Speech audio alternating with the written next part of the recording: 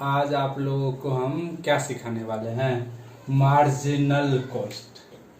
और क्या है इसका दूसरा नाम है? Cost volume analysis. ये सर कौन से बुक का है?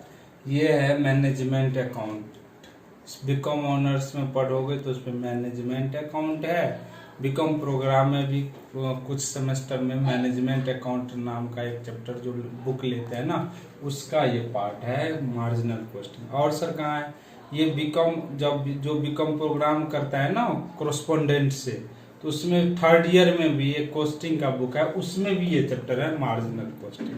सर और कहाँ यूज होता है? ये है ये कौन कौन से जितने भी प्रोफेशनल कोर्स है, जैसे सीए करोगे, सीएस करोगे, सीडब्ल्यूए करोगे, सीएमए करोगे, कोई बीबीए करोगे, एमबीए करोगे, उन सब में ये जरूरत है मार्जिनल कॉस्ट।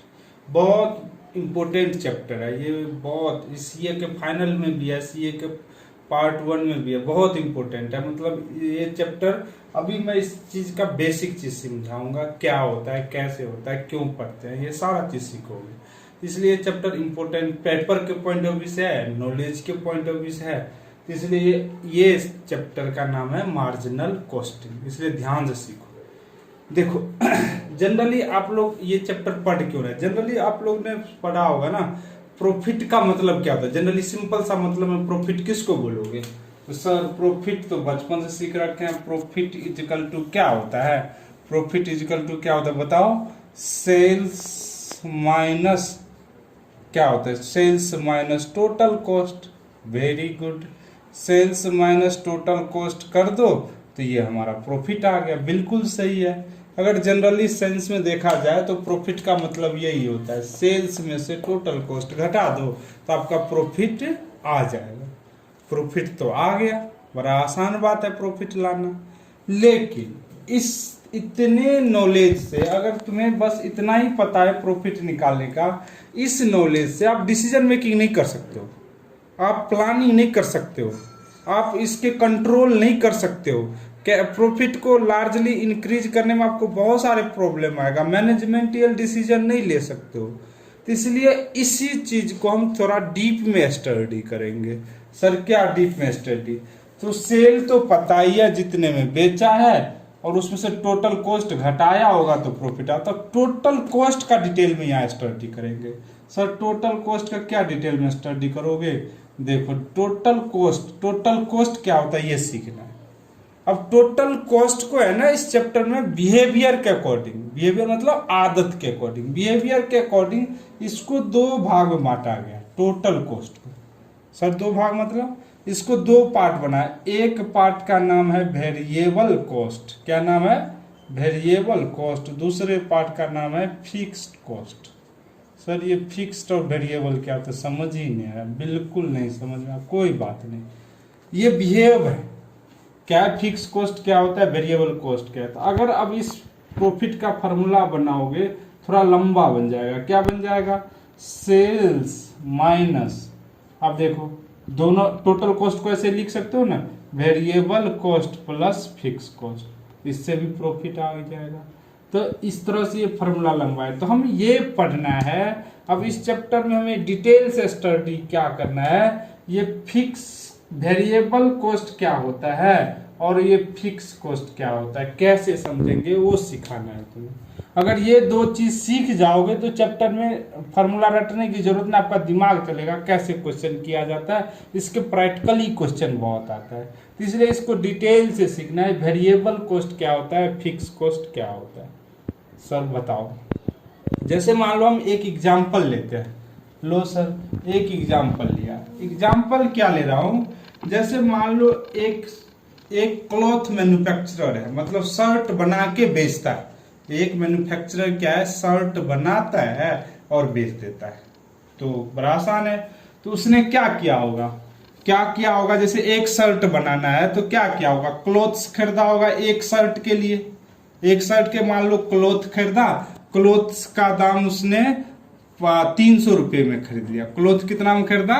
300 रुपये में। 300 में फिर अपने से कारीगर था, मेहनत किया, बना के क्लॉथ 300 रुपये पर शर्ट होता है। 300 क्लॉथ क्या होता है, 300 रुपये पर शर्ट का खर्चा होता है। ठीक है। और वो शर्ट का जो सेल प्राइस है ना, शर्ट का सेल प्राइस है, सेल प्राइस है उसका 500 रुपये पर शर्ट। क्या है, एक शर्ट को कितना बेच देता है, 500 रुपये, ठीक है। और एक उसने दुकान ले रखा है, शॉप ले रखा है, शॉप या कह सकते हो उसको, शॉप भी है, फैक्ट्री भी है, उसका फैक्ट्री है, वो रेंट पे ले रखा है। क्या ले रखा है, रेंट पे। उसका रेंट वो 8,000 रुपये देता है। कितना रुपये देता है, 8,000 रुपये देता है। तो अब देखो, अब इसी कॉस्ट के अकॉर्डिंग आप सोचो, जैसे ये क्लॉथ्स है, कपड़े है, कपड़े का बिहेवियर देखो, कपड़े का बिहेवियर कैसा है क्लॉथ्स का। अगर क्लॉथ्स जितना, कितना खर्चा होगा, जितना आप नंबर ऑफ शर्ट ज्यादा बेचोगे, जितना कम बेचोगे क्लॉथ कम लगेगा, जितना ज्यादा बेचोगे तो उतना ज्यादा लगना है क्लॉथ। और रेंट, भाई साहब रेंट में क्या है, एक कपड़ा बेचोगे तभी भी रेंट उतना देना है, एक शर्ट बेचोगे तभी भी रेंट उतना देना है, 100 शर्ट बेचोगे तभी उतना, 1000 शर्ट बेचोगे तो उतना है। यानी आउटपुट के अकॉर्डिंग नहीं है। तो यानी ये क्लॉथ से है ना, क्लॉथ का चेंज आएगा, क्लॉथ में चेंज आएगा। क्या आएगा, चेंज अकॉर्डिंग टू आउटपुट। कैसे चेंज आएगा, अकॉर्डिंग टू आउटपुट। आउटपुट मतलब वॉल्यूम्स कह सकते हो। क्लॉथ में जितना, अगर ये बढ़ेगा तो ये अगर क्लॉथ बढ़ रहा है तो आउटपुट भी बढ़ रहा है, आउटपुट बढ़ रहा है तो क्लॉथ भी खर्चा बढ़ रहा है। अगर आउटपुट घट रहा है तो क्लॉथ का भी खर्चा घट रहा है। समझ में आ रहा है। यानी इस क्लॉथ को हम क्या नाम डालेंगे, वेरिएबल कॉस्ट। अरे वाह, यानी इस चैप्टर में सबसे ज्यादा क्रूशियल चीज क्या है, ये वेरिएबल कॉस्ट ही है। क्या है, वेरिएबल कॉस्ट है। ये वेरिएबल कॉस्ट के बारे में सीखेंगे। इस चैप्टर का मार्जिनल कॉस्टिंग का दूसरा नाम भी होता है variable cost. Variable cost is equal to marginal cost भी कहते हैं। Variable cost is equal to marginal cost भी होता है। Total variable cost is equal to total marginal cost. यानी इस चैप्टर में मेनली क्या सीखना है, वेरिएबल कॉस्ट के बारे में सीखना है। वेरिएबल कॉस्ट क्या होता है। और रेंट क्या है, रेंट के बारे में सोचोगे तो रेंट क्या है, अब आउटपुट, रेंट में क्या हो रहा है, चेंज हो रहा है, नो चेंज हो रहा है। क्या हो रहा है, नो चेंज हो रहा है according to output. According to output, output बढ़ाओ या घटाओ, रेंट में कोई फर्क नहीं पड़ना है। क्या करना है, रेंट में ये क्या करोगे, रेंट क्या होता है, कांस्टेंट रहता है। चाहे ये बढ़े या ये घटे, ये हमेशा हर सिचुएशन में क्या रहेगा, कांस्टेंट रह रहा है उसका बिहेवियर। यानी रेंट क्या हो गया, फिक्स कॉस्ट हो गया। और क्लॉथ्स क्या हो गया, वेरिएबल कॉस्ट हो गया। तो ये चीज होता है फिक्स कॉस्ट, वेरिएबल कॉस्ट। तो आज हमने आप लोगों को ये सिखाऊंगा वेरिएबल कॉस्ट को, और क्या होता है, इसका क्या डिटेल होता है, ये सारा चीज अभी मैं आपको सिखाऊंगा। ध्यान से सीखना है इस वीडियो को। ये वीडियो सीख जाओगे तो मार्जिनल कॉस्ट आपको पक्का याद आ जाएगा, कभी नहीं भूलोगे। और पेपर में तो पक्का इसका क्वेश्चन आता ही आता है। इसलिए आप लोगों को बड़ा मन लगा के पढ़ना है, सुनना है, करना है क्वेश्चन। तब मैंने बहुत बार पढ़ाया हूं तो बच्चे को यही रहता है, सर आसान तो है लेकिन इसका फार्मूला थोड़ा मोड़ा भूल जाता हूं बार बार। तो यही कारण है, ये थोड़ी बात आप लोगों को पता नहीं रहेगा तो इसकी फार्मूला भूलते रहोगे। सर समझा। अब सीखता हूं वेरिएबल कॉस्ट के बारे में सिखाता हूं। वेरिएबल कॉस्ट, ठीक है। वेरिएबल कॉस्ट में क्या क्या होता है, वेरिएबल कॉस्ट में मोटा मोटा 3 चीज होता है। एक क्या होता है, जैसे शर्ट बनाओगे तो कपड़ा चाहिए, नहीं, कपड़ा यानी मटेरियल। कपड़ा मतलब मटेरियल होना चाहिए, डायरेक्ट मटेरियल। कौन सा मटेरियल, डायरेक्ट मटेरियल, जो मेन मटेरियल है, या मटेरियल कह लो, मटेरियल। और क्या होगा, लेबर्स या वेजेज, जो मजदूर होगा, जो कारीगर होगा, जो काम कर रहा होगा, वो लेबर्स होता है। प्लस एक क्या होता है, वेरिएबल ओवरहेड। क्या होता है, वेरिएबल ओवरहेड्स। अब ये सब डिटेल में जहां वो चैप्टर कराता हूं उसमें सिखाता हूं। यानी वेरिएबल कॉस्ट में ये 3 चीज जुड़ा होगा, डायरेक्ट मटेरियल, डायरेक्ट लेबर और वेरिएबल ओवरहेड। तीनों को जोड़ोगे तो इसको हम क्या बोलते हैं, इसी को हम क्या बोलते हैं, वेरिएबल कॉस्ट बोलते हैं, टोटल वेरिएबल कॉस्ट। यानी इसको मार्जिनल कॉस्ट भी बोल सकते हो। क्या बोल सकते हो, मार्जिनल कॉस्ट। सर इसका डिफिनेशन उफिनेशन आता है पेपर में कि हाँ बहुत बार थ्योरी पॉइंट ऑफ व्यू से पढ़ोगे ना, तो इसका डिफिनेशन भी आता है। तो वेरिएबल कॉस्ट का डिफिनेशन क्या होगा वो भी मैं बता देता हूँ। अब ये आप लोग लिख लेना, देख लेना। तो क्या होता है वेरिएबल कॉस्ट, क्या होता है वो सिखाता हूं। वेरिएबल कॉस्ट इज दैट, देख लो, is that part of total cost. ये क्या होता है, variable cost is that part of total cost. क्या होता है, total cost which change directly in proportion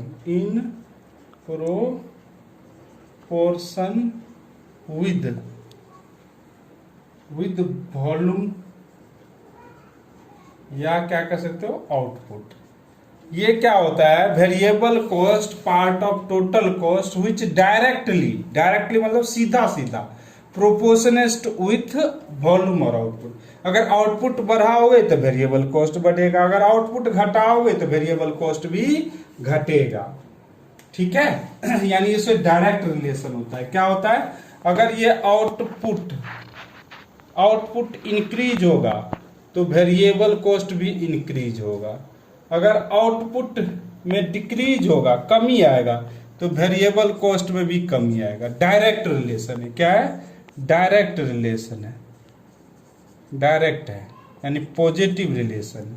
अगर ये आउटपुट बढ़ेगा तो वेरिएबल कॉस्ट बढ़ेगा, अगर आउटपुट घटेगा तो वेरिएबल कॉस्ट भी घटेगा। इसका वेरिएबल कॉस्ट का एक चीज बड़ा इंपॉर्टेंट होता है, क्या, वेरिएबल कॉस्ट, ये ध्यान सीखना, variable cost per unit, variable cost per unit, एक यूनिट का दाम ऑफ प्रोडक्शन, जो आप कर रहे हो काम, ऑफ प्रोडक्शन रिमेन सेम। क्या होगा, रिमेन सेम। टोटल में तो बढ़ेगा घटेगा, लेकिन पर यूनिट हमेशा सेम रहता है। क्या रहता है, सेम रहता है, in respective of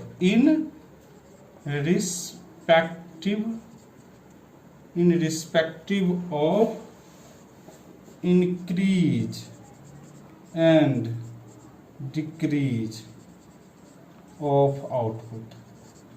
output increase कर लो या डिक्रीज कर लो, लेकिन पर यूनिट हमेशा क्या आएगा, ये सेम आएगा, ये सेम आएगा। पर यूनिट इसका हमेशा गुण क्या है, सेम होता है। ये बिहेव है, यही जानोगे तो समझ में आएगा चैप्टर। ये तोरा भी भूल जाओगे तो चैप्टर आपको दिमाग में काम नहीं करेगा। इसका एग्जाम्पल लेते हैं सर, एग्जाम्पल से समझ में आएगा। लो एग्जाम्पल लेते हैं, जैसे मान लो मैं आउटपुट लेता हूं, यहां जैसे मटेरियल ले लेता हूं, मटेरियल पर यूनिट, ठीक है, टोटल वेरिएबल कॉस्ट ले लेता हूं, खाली मटेरियल लगाते हैं तो टोटल मटेरियल ही हो जाएगा।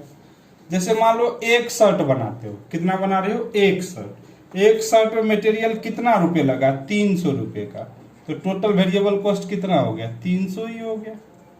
अब मान लो आपने 10 शर्ट बना दिया, तो ये तो एक शर्ट का 300 ही लगेगा, 10 का कितना लग जाएगा, 3000 हो जाएगा। कितना हो जाएगा, 3000 हो जाएगा। अगर हजार शर्ट बना रहे हो, कितना बना रहे हो, 1000, तो ये तो 300 ही रहेगा। कितना रहेगा, 300, और ये कितना हो जाएगा, 3 लाख रुपए हो जाएगा। कितना हो जाएगा, 3 लाख हो जाएगा। 5 जीरो आया बात समझ में। और ये हम आउटपुट बढ़ाया तो ये भी बढ़ा, अगर उल्टा सोचोगे तो आउटपुट घटाओगे तो ये भी घटेगा। यानी डायरेक्ट रिलेशन है। यानी ये क्या हो रहा है, टोटलिटी तो चेंज हो रहा है, टोटलिटी चेंज हो रहा है, टोटलिटी में चेंज आ रहा है, लेकिन पर यूनिट क्या है, per unit always same. Per unit क्या है, ऑलवेज सेम है। पर यूनिट में कोई चेंज नहीं आ रहा है। अगर पर यूनिट हमेशा क्या होगा, सेम ही होगा।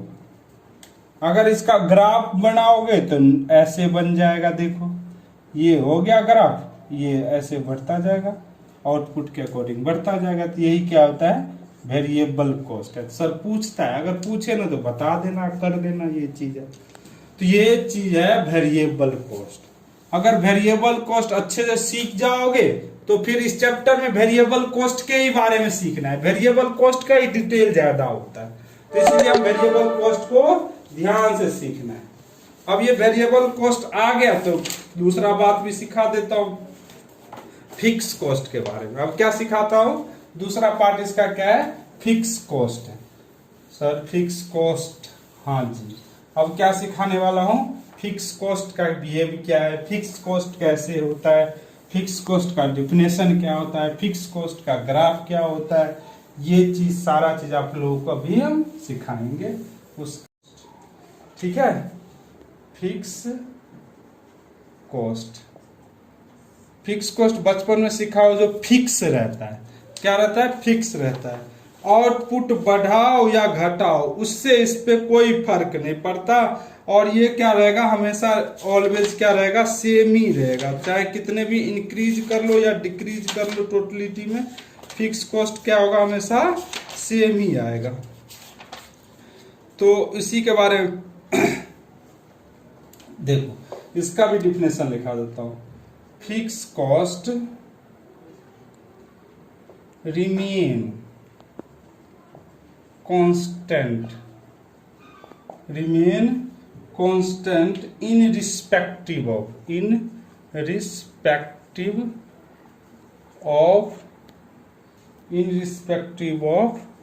Change in output, change in output. जो भी आउटपुट को चेंज करोगे ये रिमेन क्या रहना चाहिए, कांस्टेंट रहना चाहिए। आउटपुट को बढ़ाओ घटाओ इसमें फिक्स कॉस्ट पे कोई फर्क नहीं पड़ना है। तो उसका हम क्या कहते हैं, उसको हम क्या बोलते हैं, फिक्स कॉस्ट बोलते हैं। सर इसका भी एग्जांपल ले लो, इसका भी एग्जांपल ले सकते हो। जैसे आउटपुट ले लेता हूं, फिक्स कॉस्ट पर यूनिट ले लेता हूं, टोटल फिक्स कॉस्ट ले लेता हूं। क्या क्या, अब जैसे मान लो एक है, एक शर्ट बनाओगे, जैसे वो घर ले रखे हो किराया पर, तो 8,000 किराया देना पड़ रहा है। एक घर का कितना दे रहे हो, टोटल कितना दे रहे हो, 8,000 रुपये दे रहे हो। तो इसका मतलब एक शर्ट का भी कितना हो गया, 8,000 किराया पड़ गया। उससे हमने डिवाइड कर दिया। मान लो 100 शर्ट बना रहे हो, किराया कितना देना पड़ा है, 8,000। उसमें फर्क तो नहीं पड़ेगा, तो इसमें एक शर्ट पे कितना दाम पड़ गया, 80 रुपये बन गया। अगर 1000 शर्ट बनाओगे तो ये कितना बन जाएगा, ये तो 8,000 ही रहेगा, यानी ये कितना हो गया, 8 रुपये पड़ेगा। यानी इसमें क्या है, ये टोटलिटी सेम है। क्या है, टोटलिटी सेम है। और क्या है, पर यूनिट में चेंज आ रहा है, पर यूनिट में क्या आ रहा है, चेंज आ रहा है अकॉर्डिंग टू आउटपुट। उससे क्या था, थोड़ा अलग था। इसका क्या होगा, इसका ग्राफ सीधे पैरेलल टू एक्स एक्सिस हो जाएगा। ये क्या हो जाता है, फिक्स कॉस्ट हो जाता है। क्या होता है, फिक्स कॉस्ट। सर इसका एग्जांपल क्या क्या होगा, इसका भी एग्जांपल बहुत सारे चीज मिल जाएगा। जैसे कि रेंट, क्या है, रेंट। जैसे स्टाफ को सैलरी दे रहे हो, फिक्स है भाई साहब, आओ ना जाओ इतना सैलरी देना ही देना है। क्या हो गया, सैलरी। बहुत सुपरविजन होता है, सुपरवाइजर होता है, उसको भी सैलरी देते हैं, वो भी फिक्स होता है। तो ये भी हो सकता है। बहुत सारे इंश्योरेंस होता है, वो देना ही देना है, इंश्योरेंस चार्ज, तो ये भी फिक्स होता है, एक्सेट्रा। ये सारा चीज क्या है, हमारा फिक्स कॉस्ट का पार्ट है। ये क्या है, हमारा फिक्स कॉस्ट है। अब ये फिक्स कॉस्ट हो गया, वो वेरिएबल कॉस्ट। अगर वो डिटेल्स में अच्छे से सीख जाओगे तो नेक्स्ट वीडियो में है ना, मैं इसके ऊपर प्रैक्टिकली क्वेश्चन जो कैसे करते हैं, उसका फॉर्मूला कैसे बनाते हैं वो सिखाता हूँ। ये लेकिन वीडियो ध्यान से देखना, ठीक है।